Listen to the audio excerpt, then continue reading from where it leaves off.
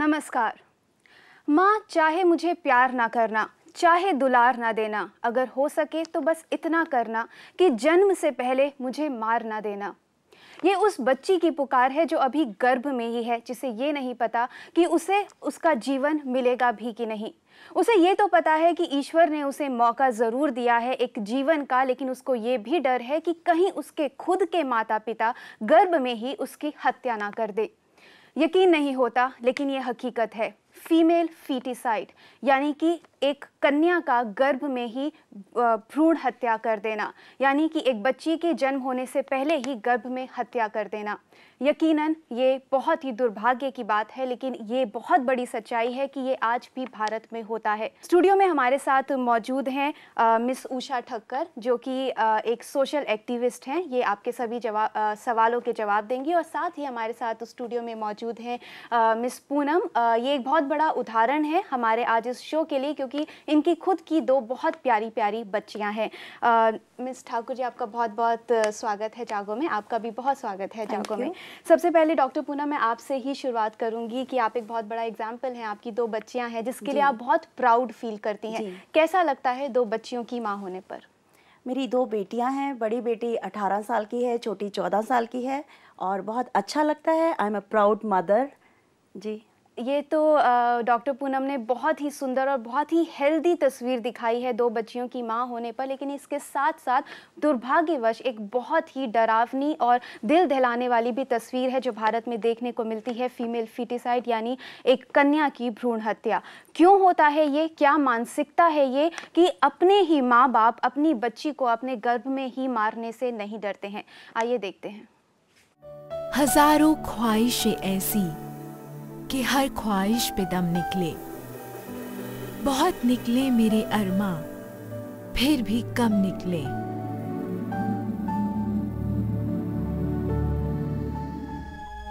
लेकिन अरमान पूरा करने के लिए मासूम जिंदगी को दुनिया में आने से पहले ही खत्म कर देना कहाँ की इंसानियत है। बीबीसी की एक रिपोर्ट के मुताबिक अकेले भारत में पिछले 20 सालों में 1 करोड़ से ज्यादा लड़कियों को पैदा होने से पहले या फिर पैदाइश के 6 साल के अंदर ही मौत के मुंह में धकेल दिया गया, जो वाकई में दिल दहला देने वाला है। फीमेल फीटिसाइड यानी कन्या भ्रूण हत्या की चर्चा आज जोरों पे है। इसमें कोई शक नहीं कि प्रसव पूर्व लिंग की जांच कानूनन अपराध है। ये वैधानिक चेतावनी अक्सर डॉक्टर के क्लिनिक, अल्ट्रासाउंड सेंटर और अस्पताल के बाहर साफ शब्दों में लिखी होती है। इसके पीछे मकसद है कन्या भ्रूण हत्या पर रोक लगाना। हालांकि कन्या भ्रूण हत्या पर रोक लगाने के लिए सरकार ने prenatal diagnostic techniques (PNDT) act लागू किया है। बावजूद इसके देश के कई हिस्सों में आज भी चोरी छिपे डॉक्टर्स अपने पेशे की नैतिकता को ताक पर रखकर इस तरह की वारदातों को अंजाम दे रहे हैं। वजह चाहे जो भी हो, लेकिन लड़कियों की घटती तादाद देश के लिए चिंता का विषय है। बेशक ये एक चिंता का विषय है, जिस तरह से बच्चियों की भ्रूण हत्या होती जा रही है। उषा जी, आपसे जानना चाहूँगी कि PNDT एक्ट है, बहुत सारे कानून हैं कि ये एक अपराध है, उसके बाद भी ये रुक नहीं रहा है, ऐसा क्यों? इसलिए कि ये आज से नहीं, बहुत शुरू से है। पहले विश्व में सभी जगह लड़कियों की भ्रूण हत्या होती थी। चीन में सबसे ज़्यादा थी, क्योंकि वहाँ आबादी कम, क्षेत्रफल कम, आबादी अधिक थी शुरू में। तो 3 बेटे होते थे तो तीनों कमाते थे, और चौथी बेटी को देख के वो भ्रूण हत्या। और हमारे देश में जो भ्रूण हत्या का कारण है वो आज नया नहीं, शुरू से है कि एक तो जातिवादी है, जातिवाद। दूसरी बात कि जो गरीबी की रेखा। तीसरी बात, लड़कियों को दहेज देना पड़ता है, दूसरे घर जाती हैं और घरेलू हिंसा का शिकार होती हैं।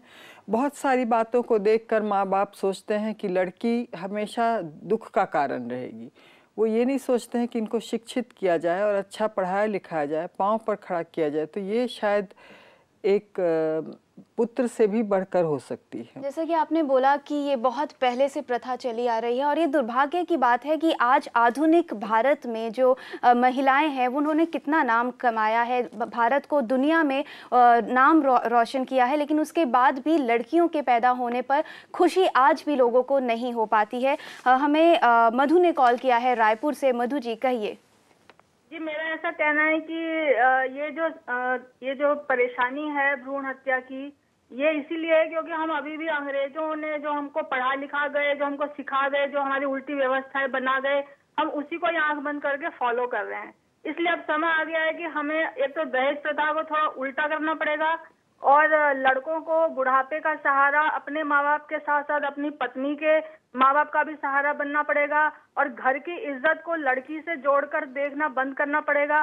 और ये जो कॉन्सेप्ट ऑफ वर्जिनिटी है जो केवल लड़कियों के साथ ही जोड़ के देखी गई है, इसको भी हमको त्यागना पड़ेगा क्योंकि ये भी फॉरेन कॉन्सेप्ट है, ये इंडिया के ऋषियों का कॉन्सेप्ट नहीं है। उन्होंने इसको बिल्कुल कंडेम किया हुआ है। मधु जी, हम आपकी बात समझते हैं, लेकिन जैसे कि आपने कहा कि एजुकेशन है वो इसका एक रीज़न हो सकती है, बल्कि अगर एक इंसान शिक्षित होगा तो उसको पता लगेगा कि ये एक अपराध है और उसको ये समझ होगी कि अगर उनकी बच्चियां भी हैं तो उनको भी एजुकेशन दी जाए, उनको भी अपने पैरों पर खड़ा किया जाए, जिससे कि वो भी आगे जाकर अपने माता पिता का नाम रोशन कर सके। पूनम जी, आपकी 2 बेटियां हैं, आपको क्या लगता है कि वो, आपको ये लगता है उनकी शादी हो जाएगी, पराया धन है, डाउरी की चिंता होती है, या आपको उनका उज्जवल भविष्य नजर आता है कि वो भी आपका नाम रोशन कर सकती हैं? काजल, मैंने अपनी दोनों बेटियों की परवरिश बहुत अच्छे ढंग से की है और किसी भी तरह की कोई कमी नहीं रखी। ऐसा दिमाग में ही कभी नहीं आया कि बायस्ड एटीट्यूड होना चाहिए या किसी तरह का भेदभाव या डिस्क्रिमिनेशन होना चाहिए, क्योंकि मेरे लिए दोनों प्रेशियस हैं and they are doing fine, अपना नाम रोशन करेंगी। यस, जब उनका जन्म हुआ था तो आपको ऐसा लगा कि बेटियां क्यों हुई है, या आपके परिवार ने किसी ने दुख जताया, खुशी नहीं हुई उन्हें? काजल, आपका कहना बिल्कुल ठीक है। मेरे लिए मेरी प्रॉब्लम्स तब आती हैं जब दूसरी बेटी होती है। मेरे लिए दूसरी बच्ची भी उतनी ही प्यारी थी जितनी पहली बच्ची, लेकिन जैसे आपने कहा कि दुख जताया, यस, लोगों का रिएक्शन, लोगों का एटीट्यूड बहुत अजीब सा था। You know, they used to console me, they used to sympathise, और मुझे नहीं ध्यान, आप मानोगे या नहीं मानोगे, कि 1% मेरे फैमिली सर्कल या फ्रेंड सर्कल में लोगों ने मुझे कंग्रेचुलेट किया हो जब मेरी दूसरी बेटी हुई थी।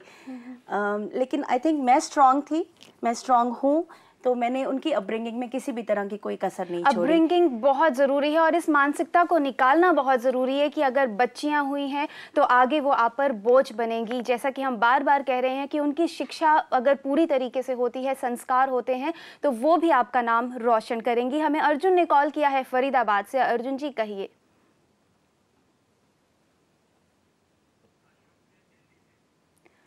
अर्जुन जी, आपको हमारी आवाज़ पहुँच रही है? अशोक बोल रहा हूँ मैडम। अशोक जी, अच्छा बताइए अशोक जी। मैडम, वो मैंने कोर्ट की केस के लिए पता करना था। हाँ जी, एक केस के लिए पता करना है मैडम मैंने। जी बताइए। मैम, एक केस था, उसको कोर्ट से, लोअर कोर्ट से क्लियर कर दिया है। अशोक जी, हम आज के लिए आपसे माफ़ी मांगना चाहेंगे कि हमारे पास अभी कोई लीगल एक्सपर्ट नहीं है, लेकिन आप हमसे जुड़े रहिए, हमें कल कॉल कीजिए, हमारे साथ एक लीगल एक्सपर्ट होंगे, हम आपके सवालों के ज़रूर जवाब देने की कोशिश करेंगे। आपसे जानना चाहूँगी मिस ठाकुर जी कि समाज में आपने देखा है कि किस तरीके से ये प्रथा चलती जा रही है, लेकिन सरकार ने कदम उठाए हैं इसको रोकने के लिए, मगर फिर भी लोगों में डर क्यों नहीं है, और इसकी रोकथाम जड़ से इसको कैसे ख़त्म किया जा सकता है? देखिए, सरकार ने बहुत से कदम उठाए हैं, लेकिन कोई भी कार्यान्वित सही ढंग से नहीं हो पाया। अभी ही नोएडा के आसपास के गांवों में मामूली डॉक्टर से भ्रूण हत्याएं करवाई जाती हैं। अब भ्रूण हत्या करते समय एक है हमारे पास कई केसेस जो कि मतलब मर गई हैं, माताएं मर गई हैं, केस हुआ है और पुलिस ने आज तक उस डॉक्टर को अरेस्ट नहीं किया है। तो इस तरह से हर एक गांव में हो रहा है, हर एक जगह हो रहा है। तो इसका जो है विदेश में जैसे शुरू हुआ, यूरोपियन कंट्रीज़ में, तो सब सज़ा दी गई, क्योंकि हत्या हत्या है, चाहे भ्रूण हत्या हो या मनुष्य की हत्या, बाकी को तो फांसी की सज़ा मिलती है। तो इसमें क्यों नहीं सज़ा? यानी जो सरकार है उन्होंने कानून तो बनाए हैं लेकिन स्ट्रिक्टली उनको इम्प्लीमेंट नहीं किया गया है। एक यूनिसेफ के आंकड़ों के अनुसार भी पूरे देश में 10% जो फीमेल का जो रेशो है वो कम होता जा रहा है। ये समस्या बहुत गंभीर है। कानून ज़रूर है लेकिन उनका इम्प्लीमेंटेशन बहुत स्ट्रिक्टली होना ज़रूरी है। अभी लेंगे एक छोटा सा ब्रेक, जल्द लौटेंगे।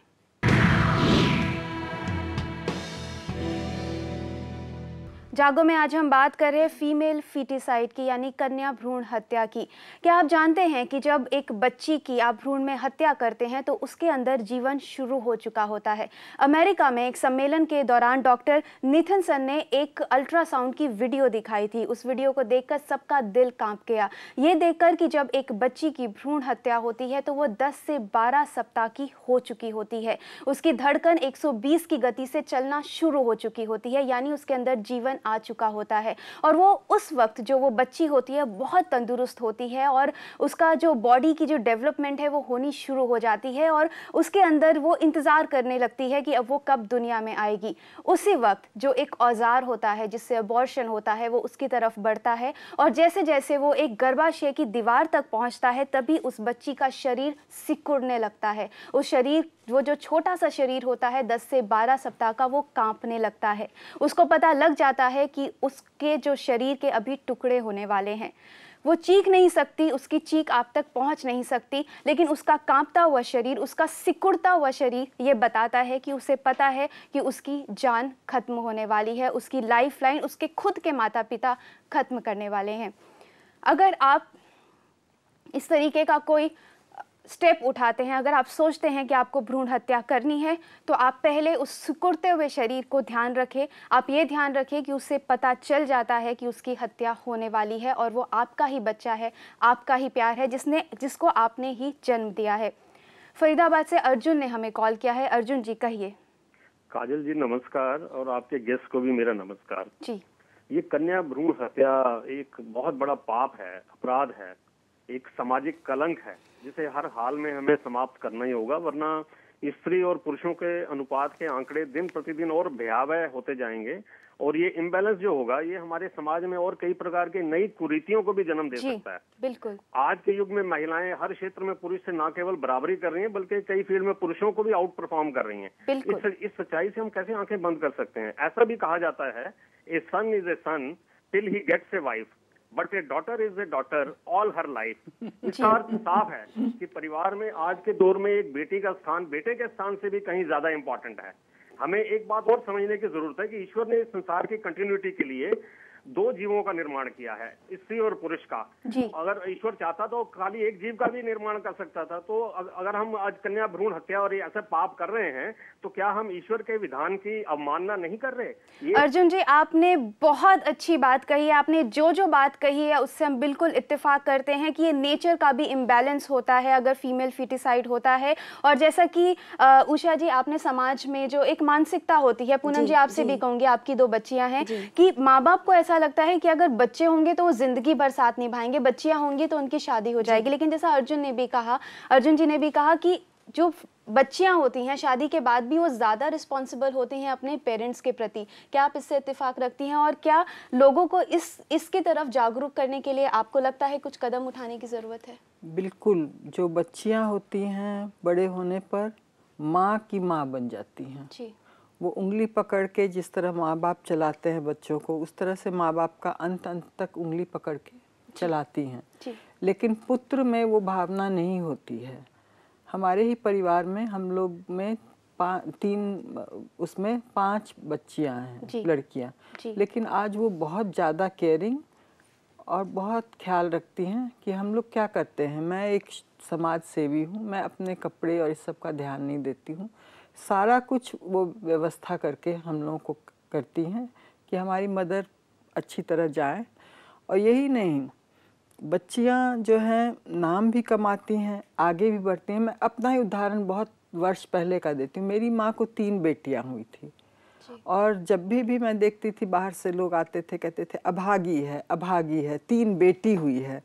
लेकिन आज जो मेरी माँ की जितनी जेठानी या बहनें जिनके एक बेटे थे, जो बहुत ही प्राउडली उन लोगों को बाहर दून में और कहीं कहीं पढ़ा रहे थे, आज उन लोगों ने अपने माँ को, एक ने तो अपनी माँ को घर से निकाल दिया सारी प्रॉपर्टी लेके, दूसरे ने भी कुछ ऐसा ही किया। मतलब सब आज वो अभागी हैं और मेरी माँ खुश हैं। जो बच्चियां होती हैं वो आज तक मेरी मदर मेरे साथ हैं और बहुत मौके मुझे मिले आगे, लेकिन मैंने कहा कि आज मेरी मदर की उंगली पकड़ के चलने का वक्त है, तो उनको नहीं छोड़ूंगी। और यही नहीं, मतलब कि आज लोग भी देख रहे हैं कि इनकी बेटियां हैं तो ये खुश हैं। जो बेटियां होती हैं वो बचपन से, जब उनका जन्म होता है, वो सेल्फ डिसिप्लिन होती है, बचपन से ही उनके अंदर होता है कि एक रिस्पॉन्सिबिलिटी होती है और माँ बाप का साथ वो कभी नहीं छोड़ती हैं। जैसे अर्जुन जी ने एक और बात कही थी कि जो इम्बैलेंस हो रहा है आज भारत में, हर 1000 लड़कों के सामने सिर्फ 927 लड़कियां हैं।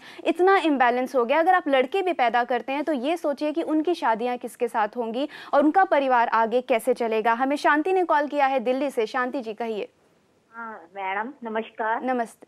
हाँ मैं कहती जो भ्रूण हत्या करवाते हैं बेबी की, वो खुद दोषी हैं। जो डॉक्टर करते हैं वो सबसे बड़े दोषी हैं जी। अब हम सिस्टर्स हैं 5, हमारी सिस्टर मदर को रख रही है, वो हमारी मदर एबनॉर्मल हो गई है, पर जो इतनी सिस्टर मेरी सेवा करी और मेरे जीआई में उनको डेली सुबह कहती हूँ हे गॉड तूने इनको भगवान रूप करके भेजा हुआ है, जबकि हमारे ब्रदर नहीं, हम 5 सिस्टर्स हैं और वो ऐसे मेरी बहन चीजें संभाल रहे हैं कि जैसे मैं उनको सुबह उठ के मॉर्निंग को यही कहती हूँ ये मेरे भगवान है बहन चीजें, जो हमारी मदर को, एबनॉर्मल मदर को ऐसे संभालना। 86 एज में मैं कहती बेटी संभाल रही है, बेटा होता तो आज पता नहीं क्या कर देता। जो भ्रूण हत्या करवाते हैं वो दोषी हैं, जो डॉक्टर करते हैं वो डबल दोषी हैं। शांति जी हम आपकी बात से बिल्कुल इत्तेफाक रखते हैं कि जो डॉक्टर्स ये काम करते हैं उनको सख्त से सख्त, कड़ी से कड़ी सजा मिलनी बहुत जरूरी है। और ये हम सरकार से ही अपील करते हैं कि उन्होंने जो रूल्स एंड रेगुलेशंस बनाए हैं, जो कानून बनाए हैं, स्ट्रिक्टली उनका इम्प्लीमेंटेशन हो और ऐसे जो डॉक्टर्स जो ये काम करते हैं उसके अगेंस्ट सख्त से सख्त कार्रवाई हो। अभी लेंगे एक छोटा सा ब्रेक, जल्द लौटेंगे।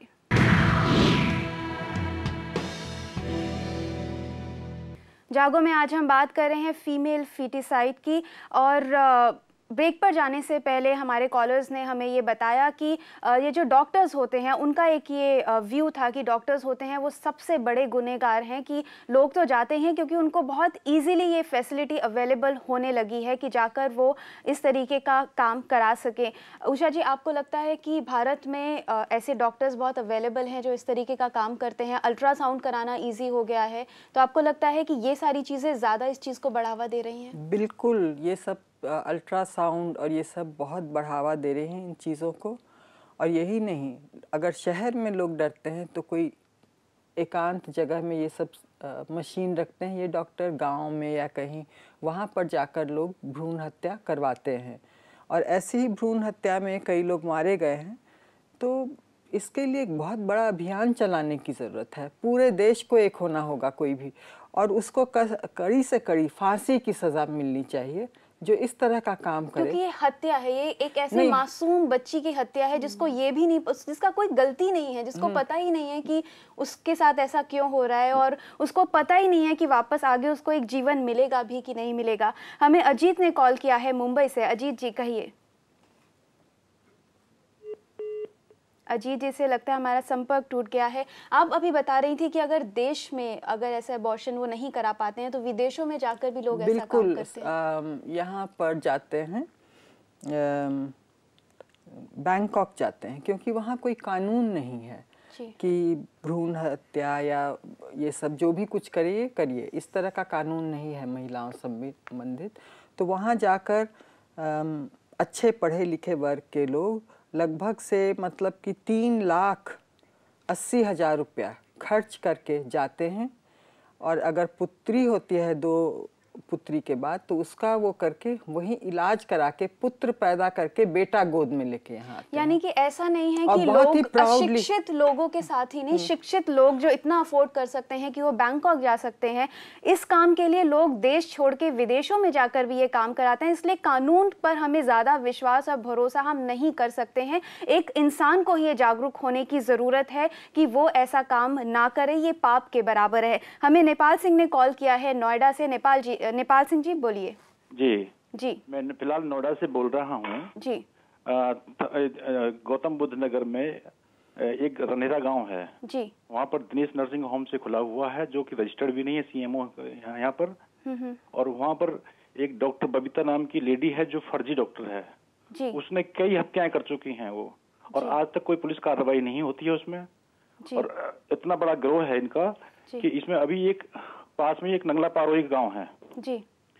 जी नेपाल सिंह जी, मैं आपकी बात समझती हूँ और हम यही अपने पूरे शो में डिस्कस कर रहे थे कि जो कानून है वो बहुत स्ट्रिक्टली इम्प्लीमेंटेड नहीं है। जैसा कि आपने बताया कि डॉक्टर बबीता है, उनका भी वो भी एक फर्जी डॉक्टर है। इस तरीके के डॉक्टर्स आसानी से इस तरीके का काम कर रहे हैं और लोग उनको अप्रोच भी करते हैं। इसलिए कानून से हमें विश्वास, उस पर भरोसा करने से ज़्यादा हमें खुद पर भरोसा करना है। हमें खुद को समझना है कि हम ये पाप कर रहे हैं और ऐसा होना अब बंद होना होगा, एक बैलेंस क्रिएट करने के लिए। उषा जी, एक व्यक्ति को अगर सजा मिलेगी, मैं ये कहना चाहती हूँ कि एक व्यक्ति के पूरे परिवार को एक उदाहरण सेट करना बहुत ज्यादा सजा मिलेगी तो बाकी लोग भी डर जाएंगे। हाँ जी, और उनका कड़ी से कड़ी सजा मिलेगी। पूनम जी, आप जागो में आए। उषा जी, आपका भी बहुत बहुत धन्यवाद। आज हमने बात की फीमेल फीटिसाइड की, जो कि एक बहुत बड़ा पाप है। आज भारत में जो लड़कियां हैं, आपको ये ध्यान रखना होगा कि भारत का भविष्य लड़कियां ही हैं और हमारी महिलाएं, भारत की जो महिलाएं हैं वो पूरे भारतवर्ष में सबसे ज़्यादा एजुकेटेड हैं। सबसे ज़्यादा जो एक रेशो है वो एजुकेशन का महिलाओं का भारत में ही है। सबसे ज़्यादा कामकाजी महिलाएं भारत में हैं और यूएस से भी कहीं ज़्यादा भारत की महिलाएं डॉक्टर्स हैं, साइंटिस्ट हैं और इंजीनियर्स हैं। इसलिए बहुत उज्जवल भविष्य है लड़कियों का। वो आपका भी नाम रोशन करती हैं, देश का भी नाम रोशन करती हैं। बस ज़रूरी है कि उनको भी शिक्षित कराया जाए और उनको मौका दिया जाए कि वो, उनका जन्म हो, वो इस धरती पर आए और खुद को साबित करने के लिए उनको एक मौका दिया जाए।